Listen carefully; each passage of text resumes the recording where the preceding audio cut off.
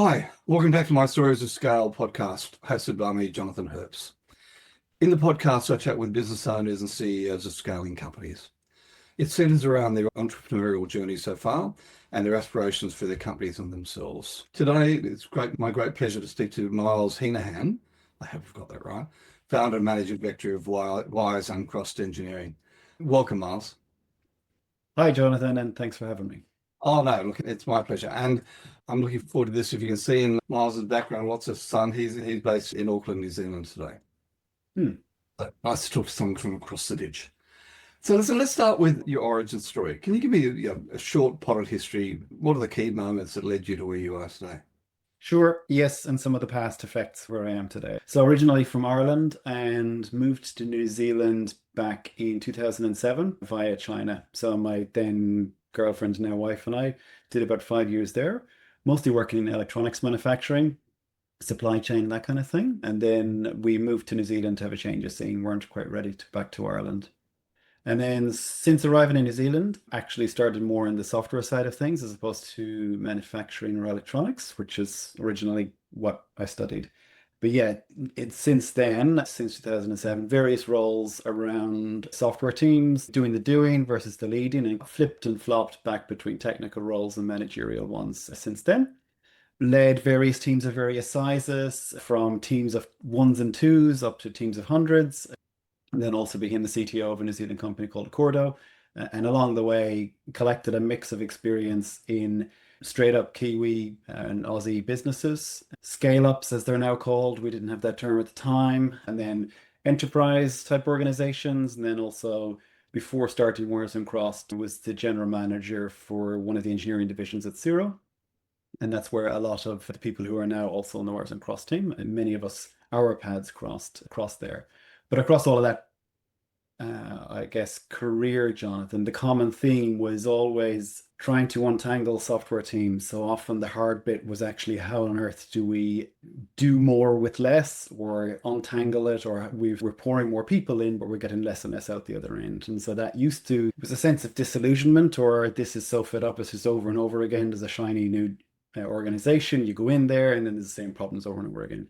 And that's what motivated a lot of what Wires and Crossed Engineering now is. And it was funny that when we said, okay, let's just start an organization and our job is to go and help debug or troubleshoot those problems for other teams, suddenly what was a bit of a downer is that, oh my God, here's the same problem again. It actually became a motivator. And so that's now what we do. We help organizations who software is an important part of what they do. And the main person that we work with is the people responsible or the leader responsible for engineering teams.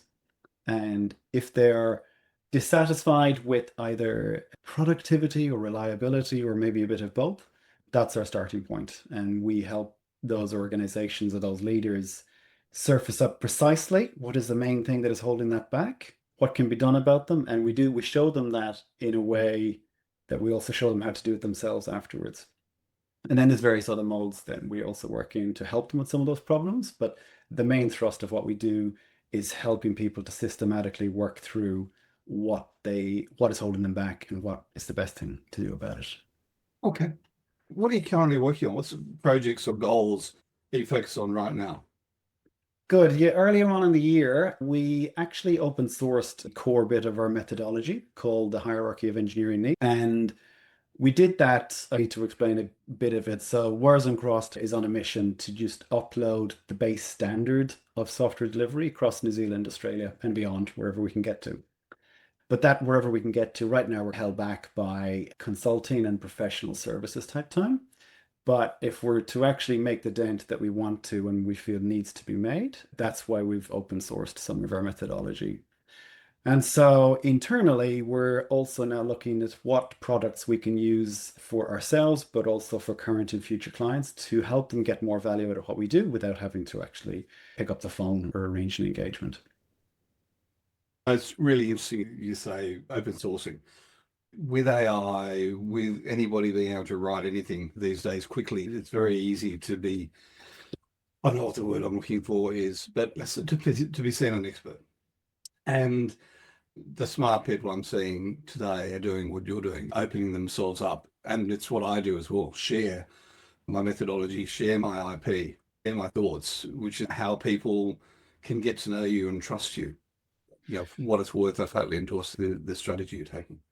Yeah, agreed. It was a bit of, I don't know if nervousness is the right word, but whether or not we should or we shouldn't. But yeah, to your point, it solves a lot more problems than it creates. And it lets you reach people that ordinarily you wouldn't actually be able to reach or have an impact on ordinarily. And then you never know where that goes to in the future. And that's right. And the other thing is, that not everybody is ready to buy from you today. Some of the stats go from anywhere between 1% and 3% to 15% of people are ready to buy in the next 3 months. The balance of 50% will buy from you in the next 2 years, and 50% will never buy from you. So, yeah, having the ability to look at what you do, yeah, I totally support it. So listen, I'm going to jump around a bit, but your daily goals and routines, what's a typical day look like for you? Because I'm assuming that not everybody, all of your team are in the one office. I'm assuming they're probably not even in the same country. How, Correct. yeah, how do you manage yourself and your life and your family and everything else? I'll tell you how I do it. I'm not saying that it's a solved thing. I don't know if anybody's actually truly cracked it for a long period of time. But yeah, we're all remote. And because of the mode of business that we were in, some of us might be client facing on any given week or day and not. But we bookend the week. So we obviously need to help each other out at the start and the end of the week. And so there's decent chunks of time on a Monday and a Friday. And then the middle of the week is like the collaboration time for my two partners and I to actually progress the important stuff. That took a while to figure out. Yes, we do need to just dedicate the time. So we got something similar to an operation routine or an operation rhythm that you see in a small business. And then personally, this is where I've tried many things, but on a daily basis. The main bit is, as you'll probably know, Jonathan, is that am I working on the right thing, or am I overcooking or undercooking? How much time I'm spending on this particular thing that I like versus a particular bit that needs sorting out.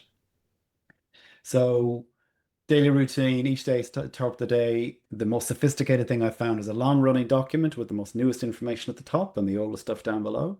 And every day I put things into 4 buckets: grow the business, run the business, marketing, community, and connection, time like this, and then home life. And so I got to put them all the buckets there together. And then I look, there's always too many things in each bucket, but I need that as a hook to see which ones are actually doable in the day. And also like a cross check, a blind spot. Am I ignoring maybe the home life versus the sales or versus the delivery? So that's it. It never all gets done, but then I copy and paste what didn't, and that moves me on for the next day. Cool. So no special apps, just a doc. Just a doc. I tried all the things, but the one that has endured is my own personal simple document. There's other tools that we use to collaborate with the rest of the team, but that's my jury, my judge and jury. It's interesting. I do exactly the same. So you mentioned your home. How do you balance personal life with the demands of leadership and running a business? I think I balance that to varying degrees of success over a year. I think over a year I'd give myself a passing grade, and that's the forgiveness bit. Like it's never quite right. So there's always somebody that you have to disappoint in home and business and team and client. And that is, I guess, over the years, I've just learned to front with people. That if I have to trade off one over the other, just be deliberate about it and be conscious and stop trying to just hope that you'll be able to do everything that you need to do. But also I've had to shift. My most difficult thing, Jonathan, was shifting from nighttime to morning time. So naturally, before children and so forth, I would be a night owl and I'm quite productive at that time. But that just doesn't gel with home life and clients and so forth. And so I've had to retrain myself to get the most out of the mornings. Can I ask how old are your children? They are 7 and 10, or 8 and 10, actually, no? Yeah. So I've got 11 and 10, but the 10 becomes 11 next month. Yeah. And so I've the same issues. But what I've found, I'm still a night owl and still do a lot of stuff at night. But the approach I've taken is just a little bit early, but 45 minutes from now, the kids come storming through the front door. I'm here for them for an hour. I take an hour off in the afternoon, but also in the morning, I'm the one that gets them up and makes them lunch. And I actually drive them to school, but it gives me some real quality Yeah, at the start and end of the day. that is it. And it's not that you might feel that you want to give home versus business or work more than they need, but often it's surprisingly small. They want consistency, and You try to be reliable. Yeah, that's exactly right. Same with staff. So tell me about one of your biggest failures or one of your biggest challenges. Can you share what would you do differently? What did you learn from it? Yes, I can. It was from before Wires Uncrossed, but it's kind of part of what drives us, really. I was the CTO of a New Zealand company, and they were essentially like a services type company historically. And they went into product development and everything seemed right. And there was all this internal dilemma, build the right thing and build a thing. And at the end of the day, we have built the right thing and we think we built it quite right, but it was the learning was I disconnected from the business. So I was the technical person or the technology person, and I didn't quite tune myself into who's the customer, are we actually selling it, and this, that, and the other. And I found out too late that I guess the feasibility of the project or the program wasn't quite there. And yet you torture yourself then afterwards. So we had to let staff go and shut down the operation and so forth. And that stays with you for quite some time when you've hired these people and then you got to go through all of that. And the lesson was something's always off. Something like you can have the engineering, the technology, and the customer and the product, and yada yada, all the things. There will always be some of them that is the most important problem to pay attention to. And there's pretty much if you don't know what that is, and you don't sense that other people all agree, then you're probably missing something. And so just keep your eyes open, keep perspective on it. Yeah, great advice. Thank you. What do you reckon is the best piece of advice you've ever received, and who gave it to you? This changed 2 years ago. If you asked me that 2 years ago, I would have said something that my father said when I was leaving home. But a couple of years ago, somebody told me you can only spend so long looking at the same problem. So we work across technology and processing, but also people, operating models. Do you have the right people in the right roles? Do they know what their job is? This, that, and the other. And you can point out and say, here's the problem, and this is what we need to do about it. And sometimes as a leader, it might be part of your job to do it, but not always. And the organization may or may not take some or all of what you are recommending to do, but don't burn your time indefinitely at it. So he said, you can only look so long at the same problem. The person who said it, Paul Merrick, who's now actually on the team. Okay. Yeah, so we're lucky enough to work together now. Can we go back and ask what your father gave you, the advice he gave? I was getting on the plane flying from Dublin out to China on this graduate program thing. And the last thing he said, enjoy yourself, have fun, and trust no one. Yeah. Which served me well for a period as well. Yeah. Very interesting advice, particularly going into a different culture. Yeah, I guess so. Yeah, maybe that's what was motivating him to say it. No, I lived in the Middle East for 11 years and had lots to do with multiple countries, multiple cultures, and it's different time. I agree. It's different. Yeah, trust is a valuable thing. I didn't quite understand it back then, but I get it better now. What do you think your biggest learning as a business owner has been? What's one lesson you've learned that has been pivotal to your growth? The biggest thing that I've learned, Jonathan, is that it never stops. It's never done. It's a machine. You make this machine, and sometimes it's hard to tell who's leading who. But that's it, because I was always like, I think before running the business, I was always had a project mindset, even though I probably didn't think that way. Give me a job, give me a mission, I'll go off and do it. So yeah, business, it's always there. It's always moving. As soon as you achieve that thing, don't expect some nirvana state to be achieved, though you will just have to go through it again. And yeah, it reminds you even from when you're actually running the business, as you will probably know, even accounting wise, you will deal with things that are multiple years in the past that have the consequences that need to be dealt with in the present. Yeah, and I think it's interesting how your daily routine, the four buckets, fits into what you just said. Even though you're running a running project or a key project or projects, the marketing never goes away, as an example. Exactly, yeah. And you got to find out quickly, because I believe everybody has the couple of jobs that they really like doing, and there'll be other jobs that they don't like doing, but unless you give them to somebody else, they need to get done. So There you go. Interesting segue. Excuse me. What's the most important characteristic of a great leadership team, do you think? of a great leadership team, Of the ones that I've been lucky enough to be part of in our current one, you got however you get it, there is that like cohesion or everybody's on the same mind as to what the most important problems are to work on and why. And so if your thing you're passionate about is not there, then at least you can respect the thinking that, yeah, but this other problem is more important. And I think one of the ways to get to that, obviously, it's relationships and communication and this, that, and the other. But one of the things that gets to it, if it's a good leadership team, there is a mixture, I find, of banter and also challenge in the moment. So you can maybe start and end a meeting with a bit of lightheartedness, or you can use that to break the tension. But if you can't remember the last time one of your people on the leadership team, one of your peers or people reporting to you, if you can't remember the last time they called you out on something or pushed back on something, then it's probably a sign you're maybe going through the motions or there isn't quite the right level of focus that's going on. It's a really great observation. Yeah, Mm. I found in every great leadership team I've worked with, that tension is, Yeah. and that, the trust in the team that you can push back and you have a Barney if need be is so important.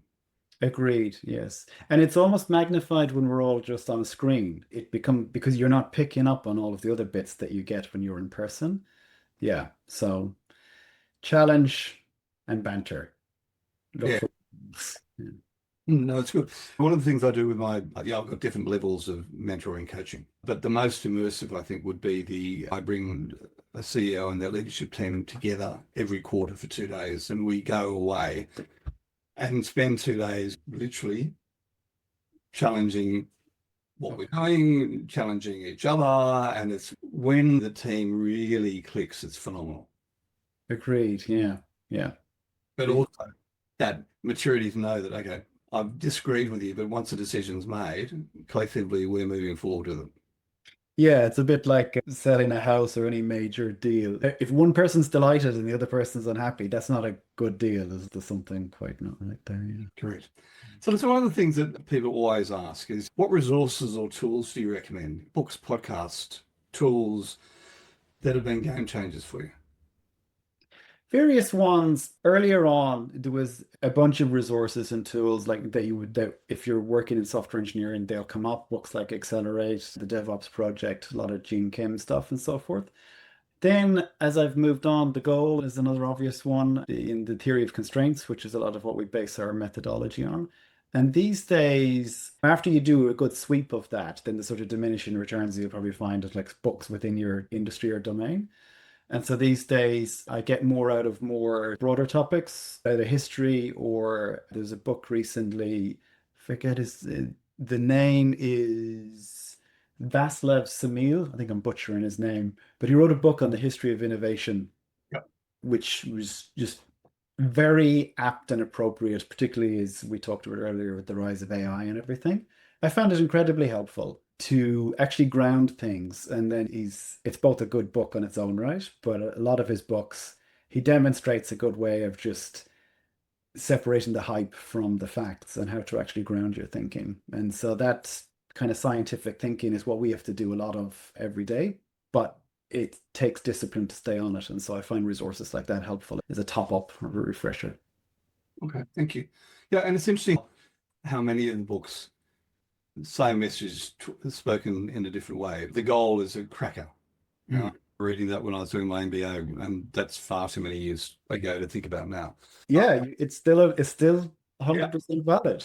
Yeah, and in my world, anything Jim Collins, Peter Drucker is the same.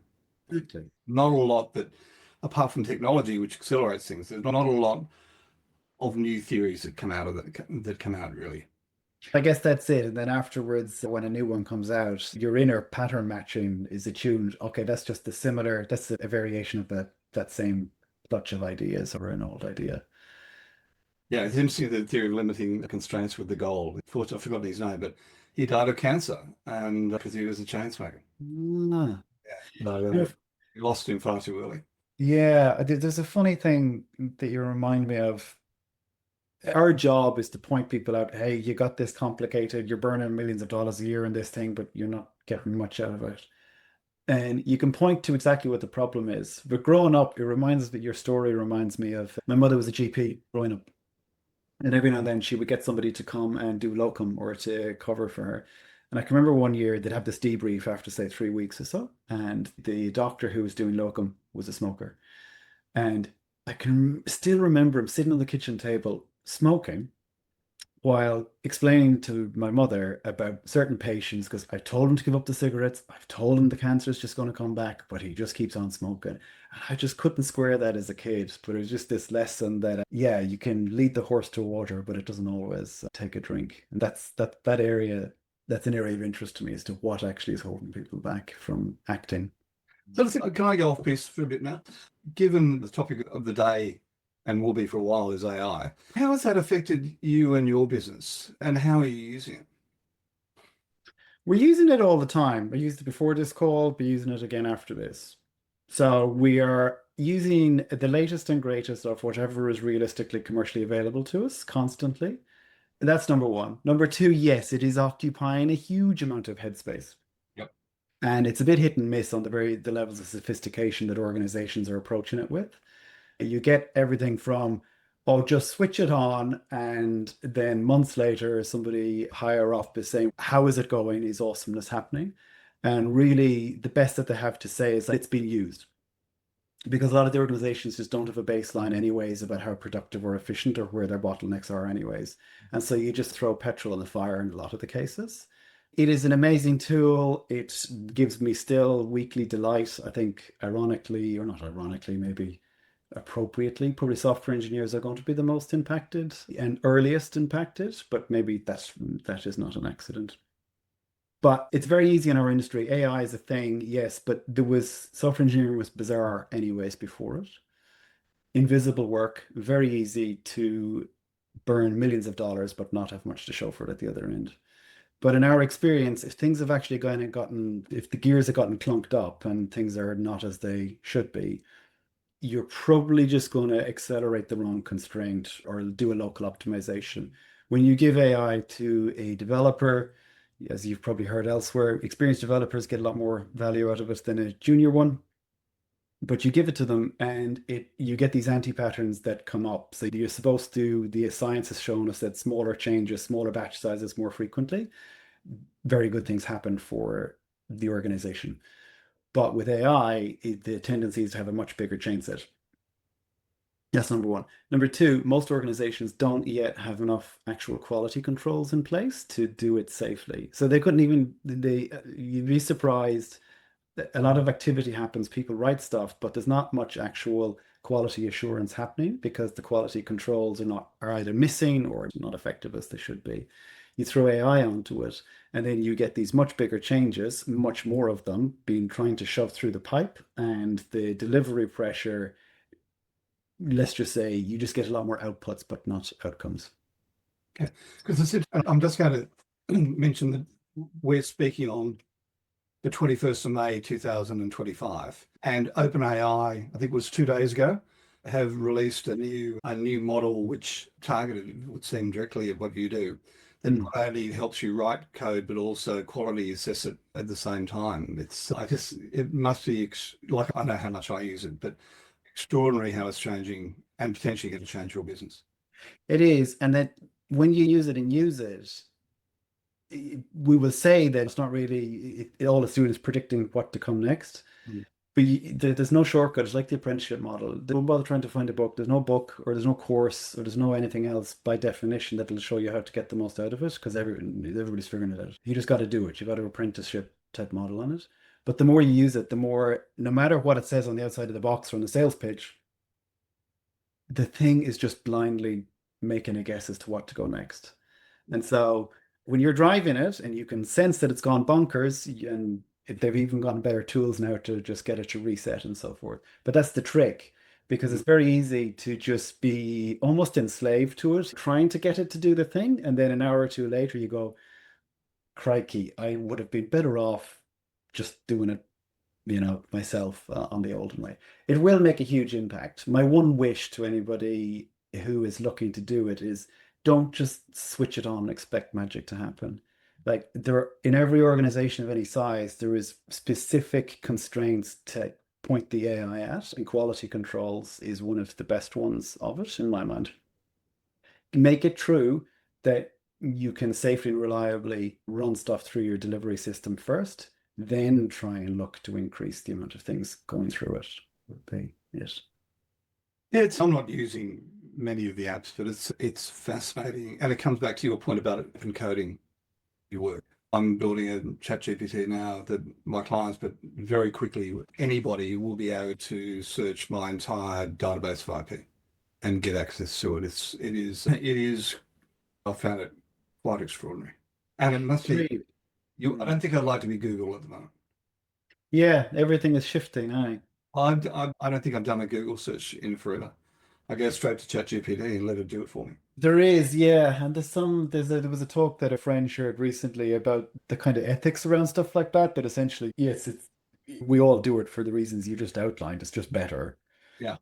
And yet, every time you hit enter, it's something like 10 times more energy consumed than doing a Google search. And this thing. So there's these huge problems, but it's back to that book that I mentioned earlier on about invention and innovation.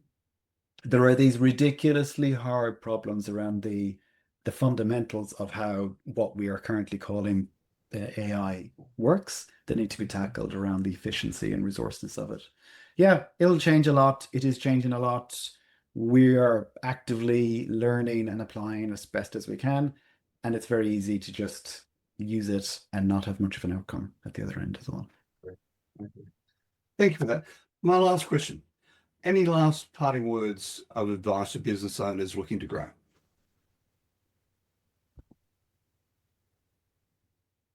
My parting words would be everything is always a little bit broken somewhere, but that's okay. Just focus on the bits that are most important to fix. Yeah. The 80%. Yeah. Yeah, agreed. That's a great piece of advice. So many, particularly prospective entrepreneurs, try and get the perfect thing where rolling it out and fixing it as you go in many ways is the much better option. Agreed. Yeah. Just keep moving, keep doing stuff. So, Myles, listen, thank you so much for your time. I really appreciate it. Likewise. Thanks for having me, Jonathan. That was fun. Over at Auckland a bit later in the year running a workshop. I look forward to looking you up. Yes, please. I look forward to that. Great. Thank you so much.